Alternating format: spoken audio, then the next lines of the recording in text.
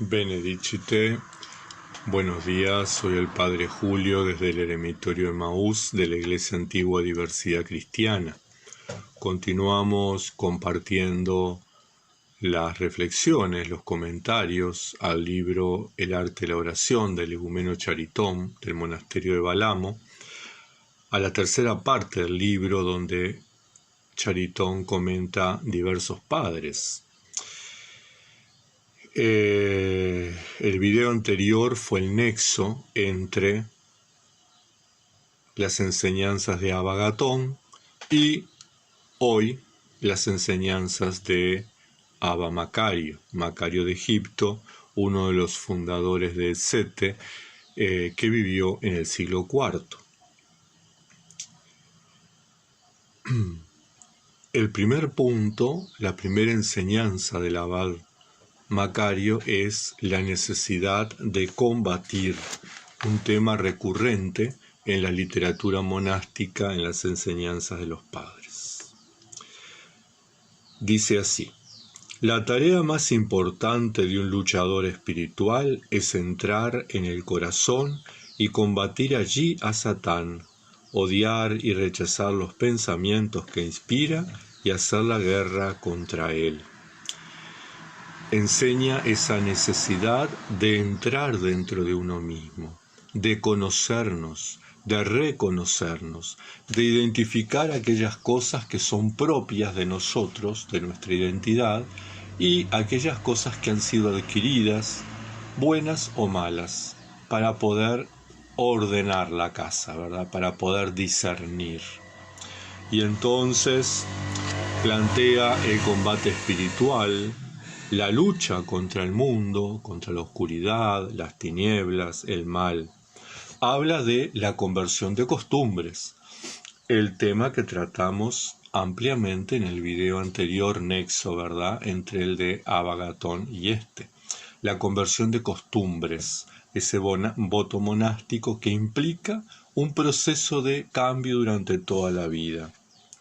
Cada tiempo, cada época, cada cultura tiene sus desafíos, sus barreras, sus obstáculos, sus limitaciones. Es necesario que nosotros en este siglo XXI podamos discernir cuáles son las barreras a superar que tenemos nosotros, que enfrentamos nosotros.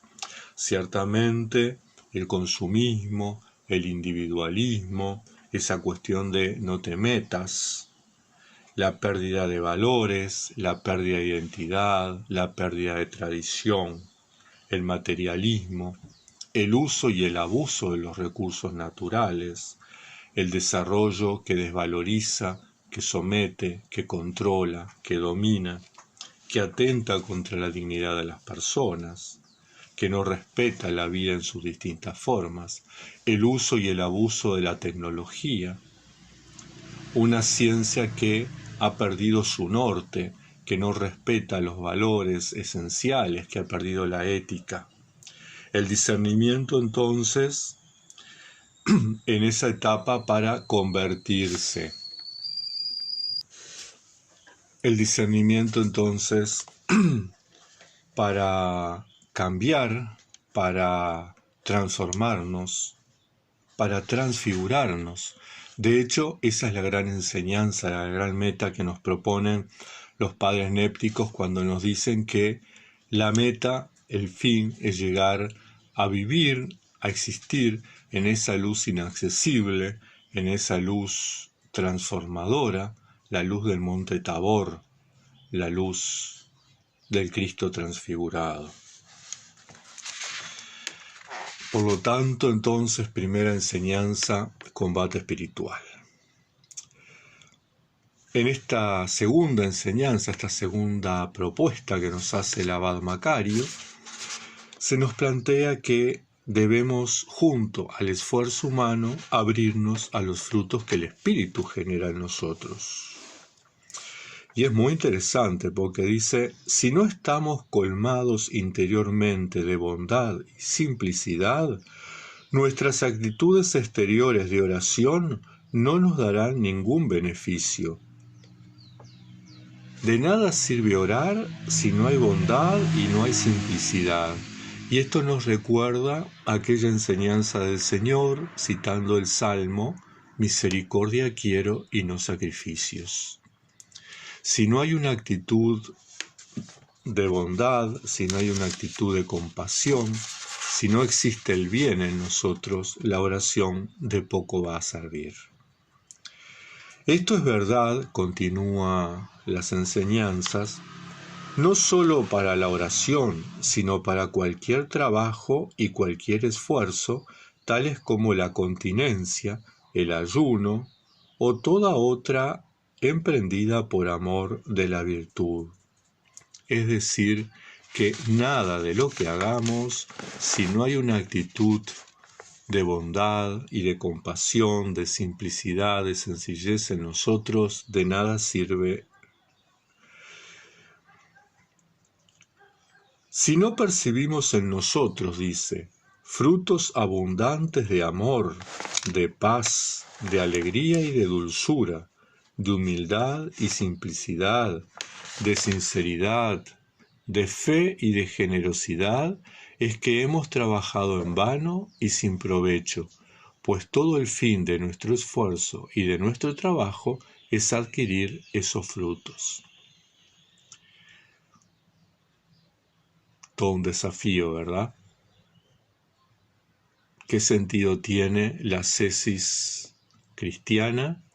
¿Qué sentido tiene la ascesis monástica si no es para transformarnos, si no es para que surja en nosotros el hombre nuevo que es capaz de crear, de construir la nueva iglesia y el nuevo mundo, aquellos por los cuales Jesús nació, creció, vivió, enseñó, trabajó y murió.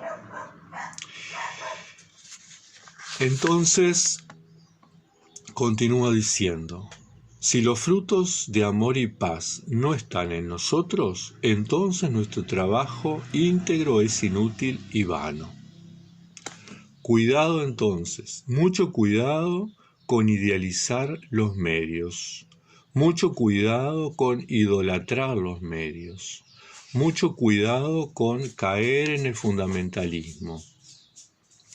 Toda práctica religiosa, todo rito religioso, toda acción religiosa tienen una única finalidad, que es transformarnos en el hombre nuevo, transformar nuestro hombre viejo en un hombre nuevo, hacer que seamos mejores personas. Para ello, los frutos son el amor y la paz, que de última son las dos grandes columnas sobre las que se sostiene toda la práctica esicasta. Lograr el amor a uno mismo, a los hermanos, a Dios, al entorno, y vivir en paz, en armonía, en equilibrio. Aquellos que trabajan de esta manera serán en el día del juicio como las vírgenes imprudentes, que son así llamadas porque no tenían el aceite espiritual, es decir, las virtudes que terminamos de mencionar. A causa de ello, fueron dejadas fuera de la sala de bodas y su virginidad no les fue tenida en cuenta, no les sirvió de ningún beneficio. Por lo tanto, trabajar así, trabajar sin pretender la paz y el amor, trabajar sin desarrollar las otras virtudes, simplemente poner el acento en la oración o el acento en una u otra virtud, no sirve de mucho. De nada sirve que seamos vírgenes si no somos buenos. De nada sirve que seamos orantes si no vivimos en el amor y en la paz. Los propietarios que trabajan en su viñedo emprenden su trabajo con la esperanza de verlo producir fruto, dice. Y si no recogen fruto, todo su trabajo carece de valor. De la misma manera, si no vemos en nosotros mismos, por la acción del Espíritu, los frutos de amor, de paz, de alegría, de humildad y todas las otras virtudes enumeradas por el apóstol, y aquí hace referencia al capítulo 5 de la carta a los Gálatas, en el versículo 22, si no sentimos con plena seguridad y una especie de percepción espiritual que ellos están presentes en nosotros, entonces todo el trabajo de la castidad, de la oración, de la salmodia, del ayuno, de las vigilias habrá sido vano y sin beneficios, pues esos trabajos del alma y del cuerpo deben ser practicados en la esperanza de adquirir los frutos espirituales, una alegría sin corrupción, conferida por el Espíritu en el corazón de los fieles. Los esfuerzos y las tentativas no deben, pues, ser consideradas más que por lo que son en verdad, es decir, esfuerzos y tentativas. Y nada más, y el fruto por lo que es él, es decir, fruto. Sin embargo, sucede que, por ignorancia, alguien llega a considerar su esfuerzo como el fruto del Espíritu. De ese modo se equivocan gravemente, y este error los priva de los verdaderos frutos del Espíritu, que son la grandeza incomparable. Importante entonces estar atentos. El atleta va al gimnasio y se esfuerza y practica no por el hecho de esforzarse, no por el hecho de cansarse, no por el hecho de transpirar. Lo hace para prepararse para ganar, lo hace como un entrenamiento. No confundamos entonces vivir en el gimnasio con estar en el podio. Son dos cosas bien diferentes. El gimnasio es el lugar del esfuerzo, de la constancia, de la superación. El podio es el lugar del triunfo, del disfrute, del festejo. Nosotros utilizamos la ascesis como una forma de entrenamiento. Utilizamos los ritos como una forma de entrenamiento. Utilizamos las prácticas religiosas como una forma de entrenamiento, pero ellas no son un fin en sí mismo, son medios para alcanzar el fin, y el fin son las virtudes evangélicas. El fin son fundamentalmente vivir en la paz y vivir en el amor. Si nosotros nos confundimos y ponemos todo el énfasis en vivir en torno a los medios, priorizando las herramientas, vamos a perder de vista nuestra meta. Y de última, vamos a caer en un pecado de idolatría. Vamos a confundir a Dios con aquellas cosas que nos llevan a Dios. Por lo tanto, es importante la flexibilidad, es importante vivir una actitud flexible frente a las cosas que nos va ofreciendo el sistema religioso para llegar a Dios. Lo importante es el amor y la paz. Y tengo muchos caminos para ello. La oración, el ayuno, las vigilias, el silencio, la soledad, la liturgia, la castidad, la pobreza, la sencillez, pero todo eso son medios para yo poder transformarme. Ciertamente, junto a la oración, yo tengo que practicar las obras de misericordia para transformarme en una persona misericordiosa. Junto a la oración, yo tengo que practicar la humildad para transformarme en una persona humilde. Junto a la oración, yo tengo que controlar la ira, la soberbia, el orgullo, la vanidad, la vanagloria, la gula, el hablar y el criticar de los hermanos, porque eso me va a hacer mejor persona. Pero tengo que ejercitarme en todo eso. eso no viene simplemente porque ore. Y de eso se trata el párrafo que sigue a continuación. Los esfuerzos del hombre y la oración es otorgado por la gracia. Hay una conjunción, hay un trabajo conjunto entre el ser humano que se esfuerza y Dios que brinda la gracia. Dice así el texto: sucede que, en respuesta a su pedido, el hombre recibe el don de oración al mismo tiempo que un sentimiento, al menos parcial, de paz y alegría en el espíritu. Esto puede serle acordado a pesar de su falta de vida interior, porque él se ha obligado a orar, no teniendo en vista más que la obtención de esta gracia, sin haber adquirido la dulzura, la humildad y el amor, y sin haber cumplido los otros mandamientos del Señor. O sea que por ahí en nuestra oración podemos experimentar una cierta paz, un cierto gozo, una cierta serenidad, pero no es la paz, la alegría, el gozo pleno del orante, sino de aquel que solamente ora pero no ha desarrollado las otras virtudes. Es importante hacer ese esfuerzo de recuperar los valores evangélicos. Continúa el texto. Pero su carácter permanecerá tal como era anteriormente, pues no ha hecho nada para adquirir la dulzura y no se ha preparado para recibirla. No tiene humildad, pues él no ha pedido la humildad, ni se ha esforzado por ser humilde.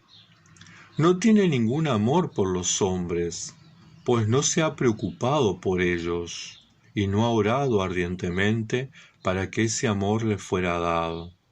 En efecto, aquellos que se esfuerzan en orar, incluso contra el deseo de su corazón, deben igualmente obligarse a amar, a ser dulces, inocentes y generosos. Deben también esforzarse por ser humildes, considerándose como los más miserables y los más indignos entre los hombres.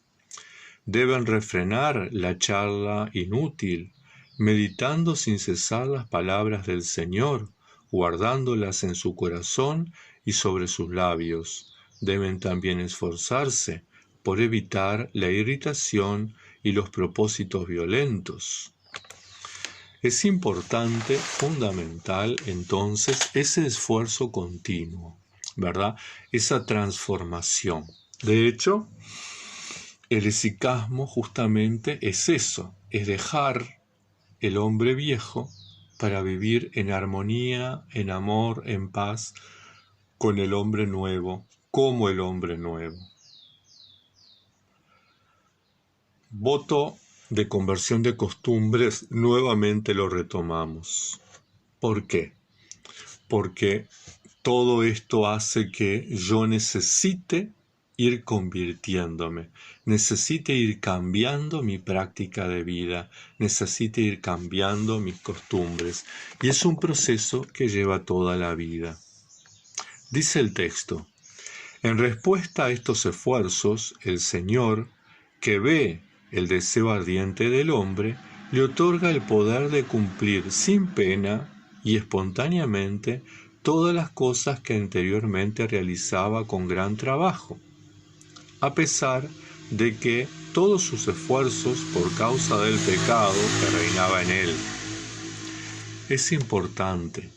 Nosotros ponemos de nuestra parte el esfuerzo, pero no lo logramos por nuestros medios, lo logramos porque Dios pone toda la gracia. Dios, que es infinitamente bueno y misericordioso, nos confiere la gracia para que, asociada a nuestro esfuerzo, logremos la superación. Todas estas prácticas de virtud llegarán a ser en él como una segunda naturaleza, pues finalmente el Señor viene hacia el hombre y permanece en él, y él en el Señor, y el Señor mismo cumple en él, sin esfuerzo, sus propios mandamientos, colmándolo con los frutos del Espíritu Santo.